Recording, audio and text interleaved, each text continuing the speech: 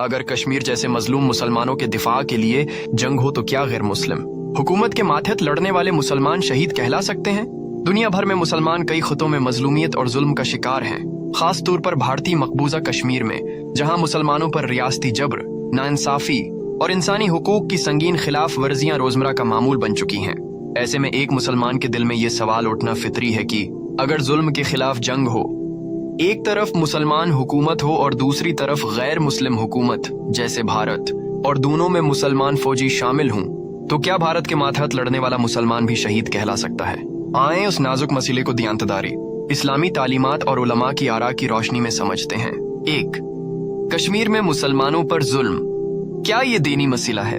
जी हाँ, कश्मीर का मामला सिर्फ सियासी नहीं बल्कि दीनी, अखलाकी और इंसानी मसला भी है। कुरान वादह हुक्म देता है, और तुम्हें क्या हुआ कि तुम अल्लाह के रास्ते में और उन कमजोर मर्दों, औरतों और बच्चों के लिए नहीं लड़ते जो जुल्म सह रहे हैं। सूरह निसा।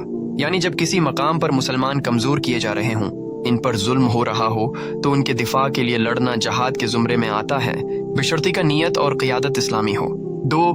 अगर जंग हो जाए, एक तरफ मुस्लिम रियासत, दूसरी तरफ भारत। अब अगर भारत और किसी मुसलमान रियासत जैसे पाकिस्तान के दरमियान कश्मीर के मामले पर जंग हो, तो सूरत-हाल यूं होगी।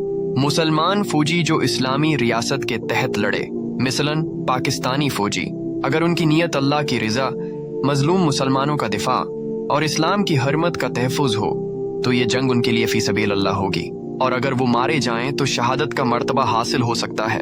मुसलमान जो भारत जैसे गैर मुस्लिम रियासत के मातहत हों, अगर वो भारत की फौज में होते हुए कश्मीर के मुसलमानों के खिलाफ लड़ते हैं, और वो सिर्फ कौम, तनख्वाह या सरकारी फर्ज की बुनियाद पर लड़ते हैं, तो वो शरई तौर पर जालिम कुव्वत के साथ खड़े हैं, और अगर वो मारे जाएं तो उलमा की राय के मुताबिक वो शहीद नहीं कहला सकते, बल्कि अगर वो जुल्म की हमायत में जान लेते हैं तो वो अल्लाह के यहाँ सख्त सवाल व जवाब के मुस्तहक होंगे। गैर मुस्लिम हुकूमत के ताबा मुसलमान का फर्ज किया है।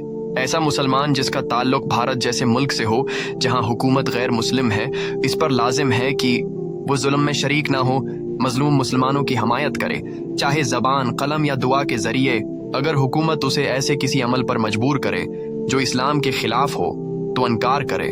जुल्म के खिलाफ खामोशी भी एक तरह का गुनाह है। नियत, क़ियादत और हक व बातिल का फर्क। नबी पाक ने फरमाया, आमाल का दार व मदार नीतों पर है, बुखारी। लिहाजा सिर्फ वर्दी पहन लेना, बंदूक उठा लेना या मारा जाना शहादत की जमानत नहीं देता। जब तक मकसद हक का दिफा, मजलूम की मदद और अल्लाह की रिजा ना हो, वो मौत शहादत नहीं बल्कि एक आम हिलाकत होगी।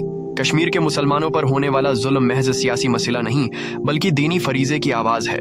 अगर किसी मुसलमान मुल्क की फौज मजलूम मुसलमानों के दिफा में लड़े और नियत खालिस हो, तो ऐसी मौत शहादत हो सकती है। लेकिन अगर कोई मुसलमान गैर मुस्लिम हुकूमत के ताबा होकर मजलूम मुसलमानों के खिलाफ लड़ता है, तो ना वो मुजाहिद कहलाएगा और ना ही शहीद। याद रखें, हक और बातिल की पहचान हमेशा क़ियादत और नियत से होती है, न कि सिर्फ कौमियत या सरहदों से।